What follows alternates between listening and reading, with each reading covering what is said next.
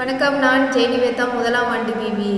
பேரிக்காய் உலகம் முழுவதும் பரவலாக பயிரிடப்படும் தாவரம் பேரி.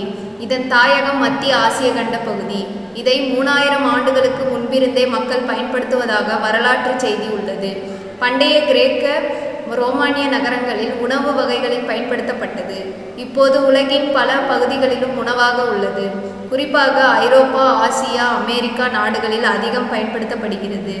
பேரிக்காயில் நார், வைட்டமின் சி, கே மற்றும் பொட்டாசியம் சத்துக்கள் நிறைந்துள்ளன. நடுத்தர அளவிலான 180 கிராம் எடையுள்ள பேரிக்காயை உண்டால் 100 கலோரிகள் கிடைக்கும்.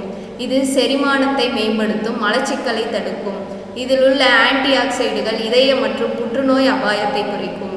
பேரிக்காயில் உள்ள பொட்டாசியம் இரத்த அழுத்தத்தை கட்டுப்படுத்தும், இதய ஆரோக்கியத்தை மேம்படுத்தும். இது நீரிழிவால் பாதிக்கப்பட்டோருக்கு உகந்த உணவாக உள்ளது. ஜாம், சால்ட் மற்றும் இனிப்பு வகைகளை தயாரிக்க பேரிக்காய் பயன்படுகிறது. இதன் மேன்மையான இனிப்பு சுவை அனைவரும் விரும்பும் வகையில் உள்ளது. தோலுடன் சாப்பிடுவதால் அதிக நன்மை கிடைக்கும். நன்றி.